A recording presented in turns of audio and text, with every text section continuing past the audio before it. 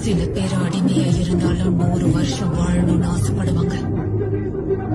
ஆனா சில பேர் ஒரு நாள் வாழ்ந்தாலும் சுல்தானா தான் வாழணும்னு ஆசைப்படுவான்.